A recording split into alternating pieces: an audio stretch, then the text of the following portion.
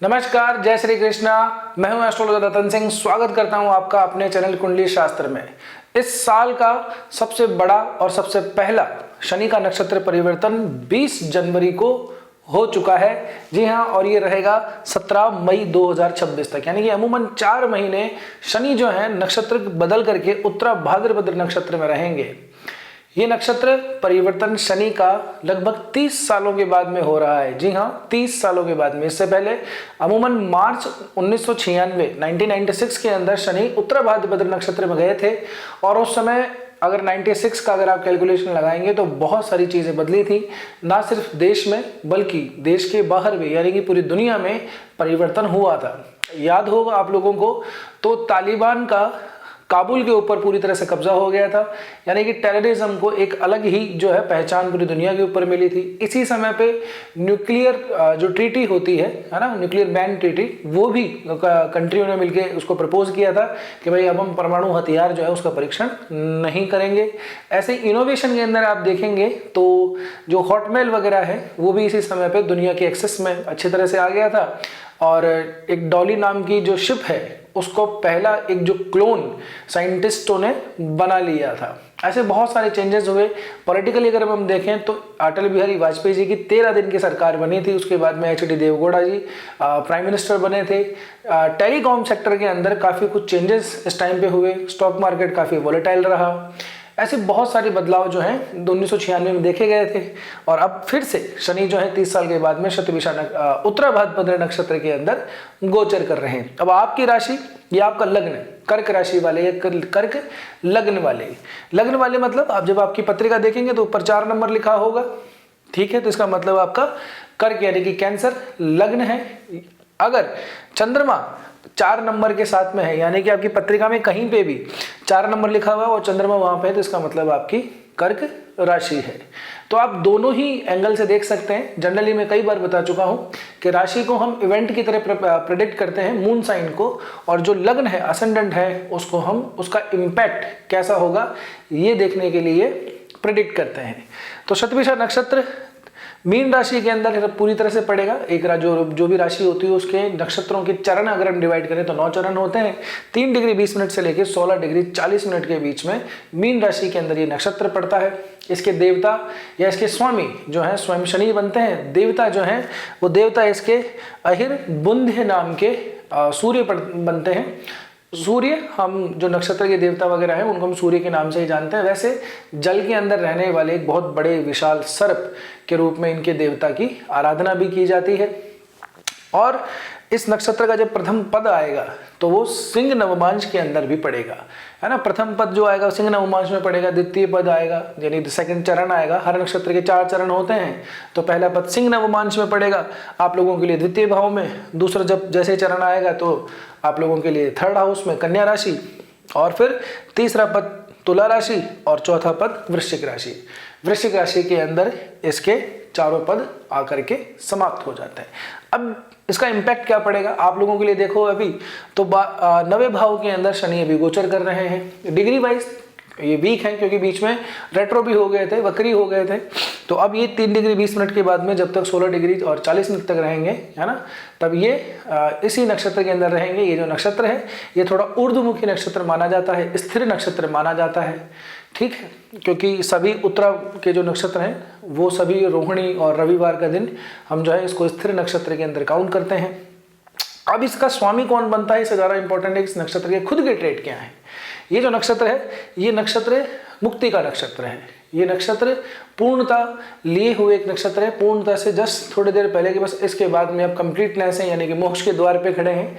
कई जगह पे इसको जीवन की जो आखिरी यात्रा होती है ना, यानी कि देह त्याग के बाद में जो आत्मा का प्रवास होता है उस नक्षत्र से भी जोड़ के देखा जाता है। आकाश में अगर आप देखेंगे तो 4 पाई, जो खास करके छोटी 4 पाई बच्चों के लिए जो स्पेशली काम में आती है, उसके रूप में इसका सिंबल बना हुआ रहता है। तो ये क्या दिखाता है, ये दिखाता है मुक्ति को, ये दिखाता है आपकी बच्चों के प्रति प्रेम को, ये दिखाता है निष्ठा को, ईमानदारी को। ये जो नक्षत्र है ये चीज़ों को बहुत ज़्यादा जो है पकड़ के नहीं रखता, डिटैच कर देता है, ठीक है ना। अब आप लोगों के लिए भाग्य भाव के अंदर भी शनि गोचर कर रहे हैं। तो यहाँ से एक चीज़ और, इस नक्षत्र की एक खास बात और है कि इस नक्षत्र के अंदर रुके हुए जो काम होते हैं ना वो पूरे होते हैं। यदि आपकी मेन पत्रिका के अंदर शनि कारक ग्रह बनता है ना, कारक का मतलब ऐसा है कि काफ़ी इन्फ्लुएंस अच्छी वाली पोजीशन के अंदर है, यानी कि अगर मैं बात करूं अगर चौथे घर के अंदर अगर शनि बैठा हुआ आपके, यानी तुला राशि में गया, तुला राशि में शनि जो है वो उच्च अवस्था को प्राप्त कर लेता है। कर्क राशि वालों के लिए सप्तम और अष्टम इस भाव का स्वामी शनि बनता है। तो ये जो अष्टम भाव है ये पूरी तरह से शनि का ही नैसर्गिक कारकत्व शनि के पास में है। इसका मतलब क्या हुआ इस बात का, यानी कि डीप डाइविंग, डीप रिसर्च, चीज़ों को और गहन तरीके से सोचने की, समझने की, परखने की इस समय ज़रूरत होती है व्यक्ति को, और व्यक्ति चाहे अनचाहे इस क्षेत्र में चला जाता है। भाग्य भाव के अंदर ये जो शनि है आपका, यहाँ से तीसरी दृष्टि आपके लाभ भाव पर डालता है, सातवीं दृष्टि जो है यहाँ पे आप लोगों के तीसरे भाव पे, और 10वीं दृष्टि छठे भाव पे डालता है।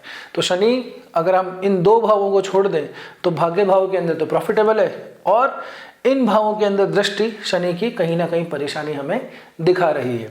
अगर शनि खुद यहाँ पे छठे भाव में होते तो फिर भी थोड़े बहुत प्रॉफिटेबल होते, लेकिन यहाँ से दूसरा भाव क्योंकि नवमांश में चला जाएगा, सिंह नवमांश में जाएगा यहाँ से, और तीसरा और छठा भाव जो है व्यक्ति के संघर्ष का, परिश्रम का, मेहनत का, है ना, कॉम्पिटिशन्स का, इन सब चीज़ों को दिखाता है। तो अब आपका जो भाग्य है वो अब आप के साथ देने वाला है, बशर्ते अब आपको डबल मेहनत करनी होगी। अब इस पूरे नक्षत्र के गोचर का कर्क राशि वालों के लिए यही सार है कि आप लोगों को भाग्य के साथ तभी मिलेगा जब आप परिश्रम अपना डबल कर देंगे। जी हाँ, आप लोगों की शिकायत होगी कि कई दिनों से हमारे काम भी नहीं बन रहे, मेहनत करे जा रहे हैं, या मेहनत करने का मन नहीं होता, ठीक है ना। मन में ऐसे ख्याल आते होंगे यार कहीं काश कुछ ऐसा हो जाए कि हमारी कोई या तो लॉटरी लग जाए, या कोई धन हमें बहुत बड़े अच्छे से प्राप्त हो जाए, या फिर किसी की कृपा से, है ना, किसी के फेवर से हमारा भला हो जाए। तो वो चीज़ें आपका त्यागने का समय आ गया है। आप लोगों को अब अपने ही हाथ के अंदर अपना भविष्य लेना होगा, अन्यथा समय जैसे ये निकलेगा आपको और परेशानी आ जाएगी। देखिए इस समय व्यक्ति को थोड़ा नवाचार, इनोवेशन भी व्यक्ति को करने चाहिए, खास करके अपने वर्किंग प्लेस के ऊपर, खास करके अपनी खुद की स्किल को डेवलप करने के लिए। क्योंकि जब राहु का नक्षत्र परिवर्तन हुआ था शतभिषा नक्षत्र में, तब भी मैंने आप लोगों को कहा था कि अभी राहु का जो चेंजेस है, ये जो नक्षत्र परिवर्तन हुआ है, ये इनोवेशन का नक्षत्र है, चेंजेस का नक्षत्र है। और जब राहु अगस्त के अंदर, अगस्त 2026 में, है ना, धनिष्ठा नक्षत्र में प्रवेश करेंगे तब उसका रिटर्न मिलेगा। और आप अगर तब भी नहीं जागे तो अब जाग जाइए। आपको अपने अंदर बहुत सारी चीज़ों को डेवलप करना होगा, चाहे वो स्किल के अंदर हो, चाहे वो एजुकेशन के अंदर हो, अपनी कम्युनिकेशन स्किल के अंदर हो, अपनी पर्सनैलिटी के अंदर हो।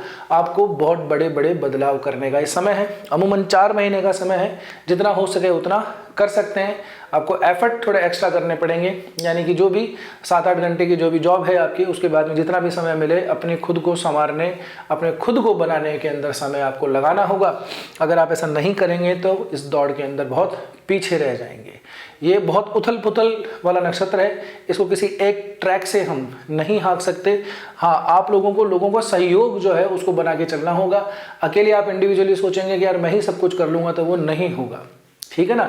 जैसे कि मैंने आपको शुरुआत में बताया, अटल जी की जैसे 13 दिन की गवर्नमेंट बनी थी, है ना, उसके बाद में देवगौड़ा जी सरकार, उनकी पीएम वो बने थे। तो मतलब यहाँ से भारत के अंदर जो कोएलिशन गवर्नमेंट है ना, गठबंधन की सरकारें, वो बहुत अच्छे तरीके से पुख्ता हो गई थी।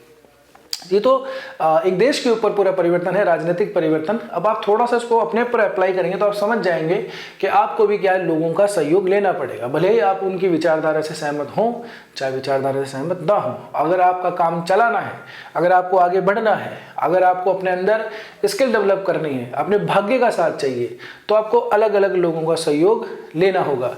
अगर आप ऐसे स्थान पर हैं जहाँ पे लोअर क्लास आसपास आपके रहती है, ठीक है ना, तो उनका भी सपोर्ट आप लोगों को लगेगा।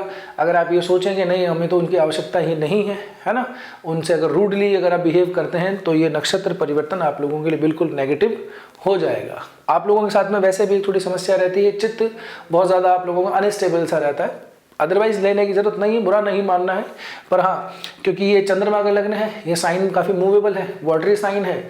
एक तो पानी होता है जो ठहरा हुआ होता है, एक पानी होता है जो फ्लोइंग होता है। तो ये पानी जो है ये फ्लोइंग है, यहाँ पे स्टेबिलिटी थोड़ी सी कम दिखाई देती है, खास करके चित्त के अंदर। तो मन से भी और अपने रैशनैलिटी, अपने विवेक से भी जो है अपने आप को थोड़ा सा बांध के रखना होगा, है ना। ज़्यादा बहेंगे तो वेस्ट हो जाएंगे।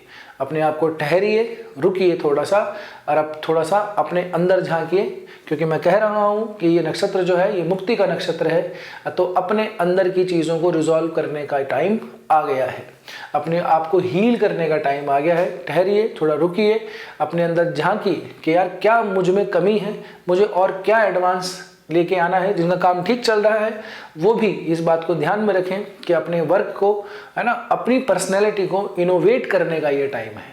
ठीक, हेल्थ वाइज के अगर हम देखेंगे तो स्वास्थ्य के अंदर भी आप लोगों को थोड़ा सा क्या है कि नर्वस सिस्टम के अंदर प्रॉब्लम थोड़ी दिखाई दे सकती है। और ये मे भी अगर आपका क्या है, राहु अगर कहीं ऐसे पोजीशन है जो लग्न से या चंद्रमा से संबंध बना रहा है, तो आप लोगों को ओवर थिंकिंग की बहुत ज़्यादा प्रॉब्लम होती होगी। तो उससे भी कई बार जो नर्वस सिस्टम जो है हमारा बिगड़ जाता है। तो ज़्यादा फ़ोन चलाना, ओवर थिंकिंग बनाना, किसी भी चीज़ पे कॉन्सेंट्रेट नहीं कर पाना, 5-10 मिनट के अंदर किसी भी चीज़ से बहुत जल्दी बोर हो जाना, ये सब चीज़ें अगर आपके साथ चल रही हैं तो यकीन मानिए अब आपको ठहरना चाहिए, अपने आप को थेरेपी देनी चाहिए, कुछ दिन रुकिए। ये नक्षत्र परिवर्तन वैसे भी शनि का है, तो एक दिन में तो कभी भी रिजल्ट नहीं आते। शनि वैसे स्लोइंग प्लैनेट माना जाता है, तो थोड़ा सा इंतज़ार कीजिए, 10 दिन, 15 दिन, 20 दिन निकलेंगे, तब आपको इसका रिजल्ट ज़रूर मिलेगा। और वैसे भी अभी अगर आपके छठे भाव में देखें तो 4 ग्रहों की युति बनी हुई है, सूर्य, मंगल, शुक्र और बुध। तो काफ़ी सारा कंजक्शन आपके छठे भाव में बैठा हुआ है। कॉम्पिटिशन्स चीज़ें आपको काफ़ी परेशान कर रही होंगी, फाइनेंस मैनेज नहीं हो रहे होंगे, है ना। एक चीज़ को पूरा करने के लिए 2 नए हमको फाइनेंस इधर उधर से उठाने पड़ते हैं। तो इस तरह कंडीशन चल रही है, तो थोड़ा रुकिए, महीना 1.5 महीना थोड़ा दीजिए अपने आप को, चीज़ों को थोड़ा सा मैनेज कीजिए, है ना। हाइपर टेंशन बहुत ज़्यादा सोचने से चीज़ें सॉल्व नहीं होंगी, चीज़ों को सॉल्व किया जाएगा उस अपने प्लान को कंसंट्रेशन के साथ में एग्जीक्यूट करने से, ठीक है ना। तो अपने आसपास थोड़ा सा चार्मिंग माहौल बना के रखिए, क्योंकि जैसे चारपाई का एक नक्षत्र का सिंबल भी इसका दिया हुआ है, बना था आकाश में। अगर आप देखेंगे तो जब आपको चारपाई की मिली हुई जब एक डिज़ाइन दिखाई देगी तो आप समझ जाइएगा कि ये उत्तरा भाद्रपद नक्षत्र ही है।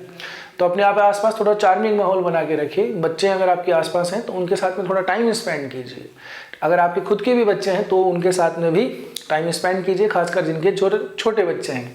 वैसे भी पिता के भाव में नवम भाव के अंदर ये गोचर हो रहा है आप लोगों के लिए। तो अपने, अगर आप स्वयं फादर हैं तो अपने बच्चों के साथ टाइम स्पेंड कीजिए, नहीं है तो अपने फादर के साथ में टाइम स्पेंड कीजिए। आपको वहाँ से काफ़ी कुछ जो है हीलिंग मिलेगी, काफ़ी कुछ रिलैक्स मिलेगा। सर उठा करके बात करने का समय इसके बाद में आएगा। अभी आप लोगों को कोएलिशन का टाइम है, गठबंधन की सरकार बना के चलने का टाइम है। लोगों से सहयोग आप लोगों को ज़रूर मिलेगा, लेकिन बशर्ते ये है कि अपने ईगो को और अपनी ओवर थिंकिंग को, है ना, थोड़ा सा आपको साइड में रखना पड़ेगा। अगर आप ऐसा नहीं करेंगे तो ये गोचर आप लोगों के लिए परेशानी का सबब बन जाएगा, ठीक है। इसका नक्षत्र जो है ये चला जाएगा 17 मई के आसपास, और उसके बाद में एक तो बैक टू बैक काफ़ी चेंजेस होंगे। जून के अंदर गुरु जो हैं वो यहीं पे आपकी राशि के अंदर आएंगे, राहु का धनिष्ठा नक्षत्र में परिवर्तन होगा। तो मई के बाद में चीज़ें काफ़ी कुछ आपको सॉर्ट आउट होंगी। इसका रिजल्ट आपको मिलेगा थोड़ा सा लेट। ऐसा नहीं है आप ये सोचें कि अभी एफर्ट कर रहे हैं कुछ परिणाम ही नहीं मिल रहे, तो कंसिस्टेंसी मेंटेन करिए, ये नक्षत्र यही कहता है, ठीक है ना। जो चीज़ें बहुत ज़्यादा एफर्ट मारी, कुछ ने वहाँ से नहीं मिल रहा तो उनको जाने दीजिए। अगर चेंज करने का समय है तो चेंज कर लीजिए, क्योंकि इसके बाद का जो समय है वो काफ़ी बेटर आएगा आप लोगों के लिए, ठीक है ना। और अब देखो, अब यहाँ तक अगर आप पहुँचे हो तो कमेंट सेक्शन में जाइए और उसको थोड़ा स्वाइप करोगे तो वहाँ पर हाइप का ऑप्शन आएगा, HYP, तो वीडियो को हाइप जरूर से दे दीजिएगा। अब आपको ये समझ में नहीं आ रहा कि यार हमारा लग्न कौन सा है, हमारी राशि कौन सी है, दशा महादशा हमारी किस ग्रह की चल रही है, कैसे हम इस चीज़ को कैलकुलेट करें, तो व्हाट्सअप नंबर दिए हुए हैं, वेबसाइट का एड्रेस दिया हुआ है, आप कहीं पे भी जाके अपॉइंटमेंट बुक कर सकते हैं और हमसे कंसल्ट कर सकते हैं। कंसल्टेशन ये पेड रहेगा।